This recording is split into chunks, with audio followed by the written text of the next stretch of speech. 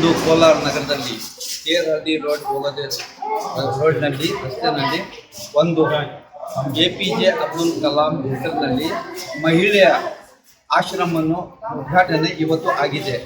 ಇದರಲ್ಲಿ ನಮ್ಮ ಕೋಲಾರ ಮತ್ತು ಚಿಕ್ಕಬಳ್ಳಾಪುರ ಡಿಸ್ಟಿಕ್ MLC ಅನಿಲ್ ಕುಮಾರ್ ಭಾಗವಹಿಸಿದರು.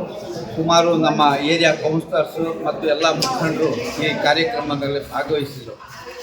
ಮುಖ್ಯವಾದ ವಿಷಯ ಏನಂದರೆ APJ ಅಬ್ದುಲ್ ಕಲಾಂ ಮಹಿಳಾ ಆಶ್ರಮವನ್ನು ಈ ತಂಡ ನಮ್ಮ ತಾಜ್ ಸಾದಿಕ್ ಸಾಬ್ರು ಅವರು ಎಲ್ಲ ಟ್ರಸ್ಟ್ ಮಾಡಿದ್ದಾರೆ. ಯಾಕಂದರೆ ಕೋಲಾರ ನಗರದಲ್ಲಿ ಸುಮಾರು ಜಾಗದಲ್ಲಿ ನಾವು ನೋಡ್ತೀವಿ, ಮಹಿಳೆಯರು ವಯಸ್ಸಾಗಿದ್ರು ಬೀದಿನಲ್ಲಿ ಇರ್ತಾರೆ. ಅವ್ರ ಮಧ್ಯದಲ್ಲಿ ಬಂತು, ಯಾಕಂದರೆ ಎಲ್ಲರೂ ತಾಯಿ ಆಗಿ ಅವ್ರಿಗೆ ಆಶ್ರಮ ಮಾಡಬೇಕಂತ ನಾವು ನೋಡ್ತಾ ಇದ್ರೆ ಇದು ವಿಶಾಲವಾಗಿ ಅವರು ಕಟ್ಟಡವನ್ನು ಕಟ್ಟು ಎಲ್ಲ ಫೆಸಿಲಿಟೀಸನ್ನು ಮಾಡಿದ್ದಾರೆ, ಅನುಕೂಲ ಮಾಡಿದ್ದಾರೆ.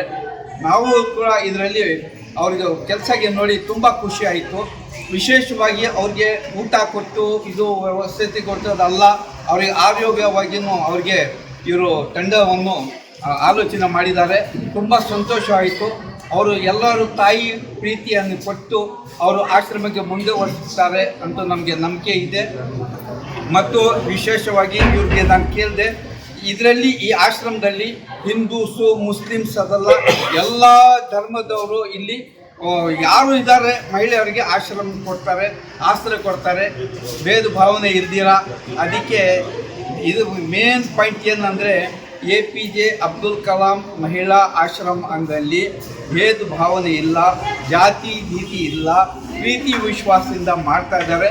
ನಾನು ಎಲ್ಲ ಕೋಲಾರ ನಗರಕ್ಕೆ ಇಂದ ನಮ್ಮ ಈ ಟ್ರಸ್ಟ್ ಅವರಿಗೆ ಧನ್ಯವಾದವನ್ನು ಹೇಳ್ತೀನಿ. ಯಾಕಂದರೆ ಇಷ್ಟು ಒಂದು ದೊಡ್ಡ ಕೆಲಸ ಮಾಡಿದ್ದಾರೆ ಕೋಲಾರದಲ್ಲಿ. ಮೊದಲಿಗೆ ಅವರು ಮಾಡಿದ್ದಾರೆ. APJ ಅಬ್ದುಲ್ ಕಲಾಂ ಟ್ರಸ್ಟ್ ಮಹಿಳಾ ಟ್ರಸ್ಟ್ ಅವರಿಗೆ ಈ ತಂಡ ಇದ್ದಾರೆ, ಅವ್ರು ತುಂಬ ಕಷ್ಟಪಟ್ಟಿದ್ದಾರೆ. ವಿಶೇಷವಾಗಿ ಇನ್ನೊಂದು ಮುಖ್ಯವಾದ ಏನಂದರೆ ನಾವೆಲ್ಲರಿಗೆ ಇವರಿಗೆ ಸಹಕಾರ ಮಾಡಬೇಕಂತ ನಾನು ವಿನಂತಿಸ್ತೀನಿ. ಧನ್ಯವಾದಗಳು. ಜೈ ಹಿಂದ್, ಜೈ ಕರ್ನಾಟಕ.